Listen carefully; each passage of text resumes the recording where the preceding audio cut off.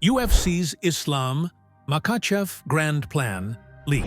Khabib Nurmagomedov may have accidentally revealed Islam Makhachev's next fight during a Q&A session at his event in New York City. Khabib was hosting a special event called An Evening with Khabib Nurmagomedov, which focused on faith, motivation, and his legacy. During the talk, he answered questions about life, fighting, and took questions from the audience. At one point, someone asked about Islam Makhachev and when he's fighting next, and Khabib dropped a major bombshell. Makhachev, who gave up his UFC lightweight title earlier this year, has been rumored to face current welterweight champion Jack Della Maddalena. The fight is expected to happen later this year, possibly in November at Madison Square Garden.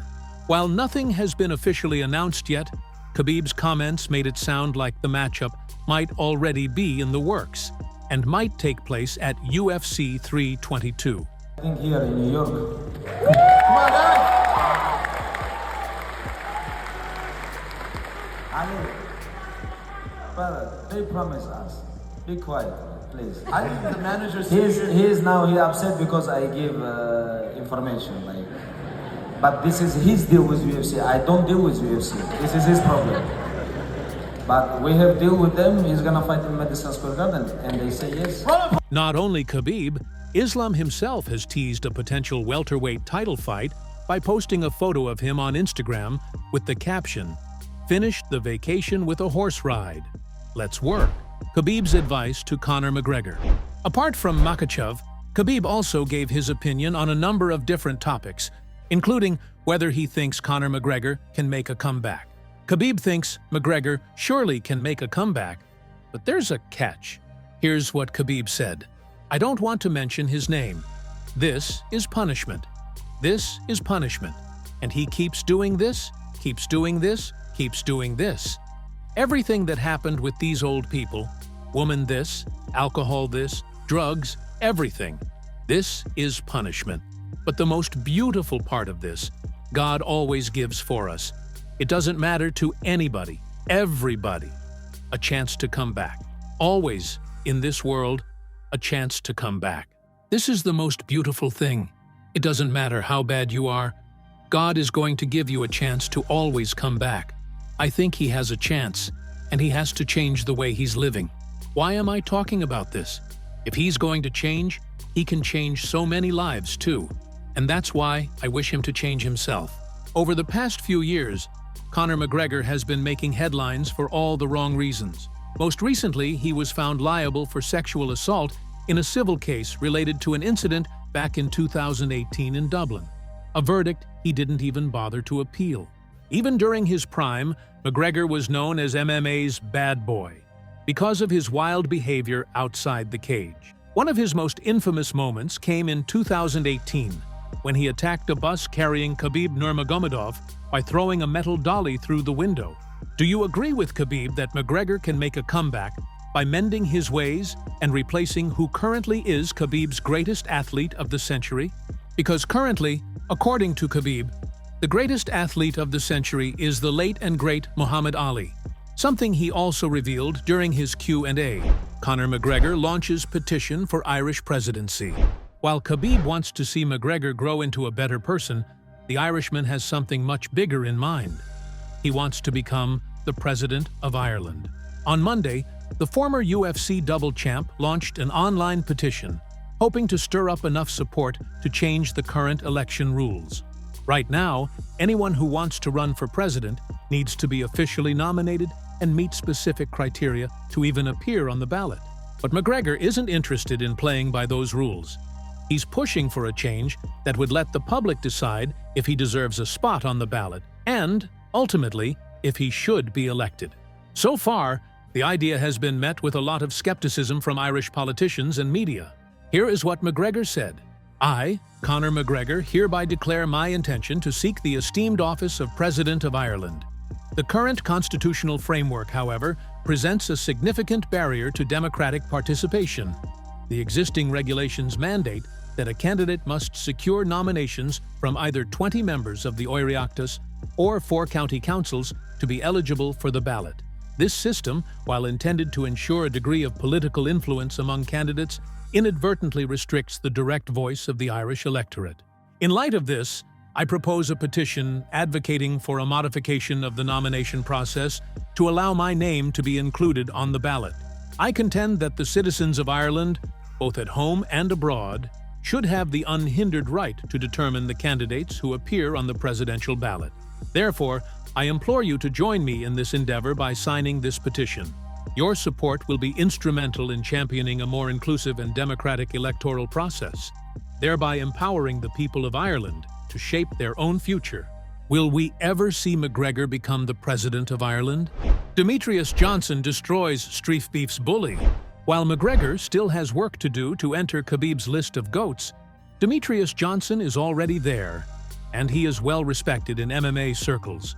But a couple of street beef dudes tried to disrespect him and paid a heavy price.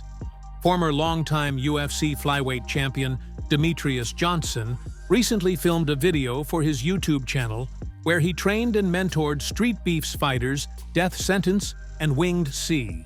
But during a sparring session with Winged C, things got heated when Johnson felt like the fighter was disrespecting him by constantly calling him "good boy," and DJ didn't take it lightly. That resulted in Johnson dropping him with a sharp head kick, sending a clear message that he's not someone to mess with. Come on, Marty! Please! Please punch me, please. Oh my God! Yes. He wanted me to hurt him, essentially. Come on, Marty. Turn up. Yeah, good boy. He kept saying good boy. Does he realize I'm fucking 38 years old and I've done this for 20 fucking years? Good boy, good boy. Ooh, Marty can't hit. I was about to go to a little fucking dark place. Oh my goodness, now I'm down, chat. That's the clip, chat. They're always clip farming. It just fucking pissed me off. 30 seconds in the fight. If that was a real MMA fight. Shut the fuck up. Shut up. The show's over. The clown's over. You want to get fucking good or want to keep going on this circus act? Because I don't want to waste my fucking time with these clown show shit. All right? Yes, sir. I'm very passionate about fighting. Yes, sir. I'm very passionate about getting people better. But I'm not passionate about trying to look for clips and shit. Okay? When I started training 18 years ago, it wasn't about the fucking money. It wasn't about fucking clips and views. You guys live in a different generation than I do, okay? That's why you guys call me fucking Unk. Yes, I am. Fucking train. He's been knocked out before the same way. When he's 40 years old, he won't be able to put together a sentence. Fucking embarrassing. It was like a dad. He only had a son for doing too much. After stepping away from MMA while still holding the one championship belt, Mighty Mouse shifted gears and became a successful content creator. Back in his UFC days, he made history by defending the flyweight title 11 times before losing it to Henry Cejudo in a close and controversial split decision at UFC 227 in 2018. Not long after that, the UFC traded him to one championship in a rare deal for Ben Askren. Now a true veteran of the fight game, Johnson hopes that what happened with Winged C and everything he tried to show both him and Death Sentence stays with them. For him, it wasn't just a sparring session, but a moment to pass on some real lessons that these young fighters might carry with them for the rest of their journey. Here is what Johnson said. "This isn't a proud moment that I'm proud of. I get nothing out of it. He was asking for it, and he was pushing me to that limit, and I don't usually get to that limit, especially in a very, very long time. But I felt it was necessary to do that. And yeah, hopefully they fucking learned from that." Ilia Topuria's first title challenger decided. Moving on, according to reports, Ilia Topuria's first title defense is already in place. Ilia Topuria recently claimed the UFC lightweight title in dominant fashion, knocking out Charles Oliveira in the very first round of their UFC 317 main event. That makes it 3 straight knockouts over future UFC Hall of Famers for El Matador, and he's looking more unstoppable than ever. But now that he's champ, the big question is, who's next? After his win, the UFC showed potential challengers like Arman Tsarukyan, Justin Gaethje, and Paddy Pimblett sitting cage-side. Things really heated up when Pimblett got into the octagon and had a stare-down with Topuria, something UFC CEO Dana White wasn't exactly thrilled about. So who's going to get the next shot at the belt? Chael Sonnen knows it already. Here is what he said. "Outside of illness or injury, even if I'm breaking news to you, I'm not sharing my opinion. I'm sharing a fact with you. It's Arman Tsarukyan versus Ilia Topuria. That is 100% the plan. There's a couple things that have changed for Tsarukyan. I'm obviously coming to you with information, whether I should have or shouldn't have. Secondly, I know the best man at his wedding, and his name is Daryl Christian, and he's the wrestling coach of Arman Tsarukyan.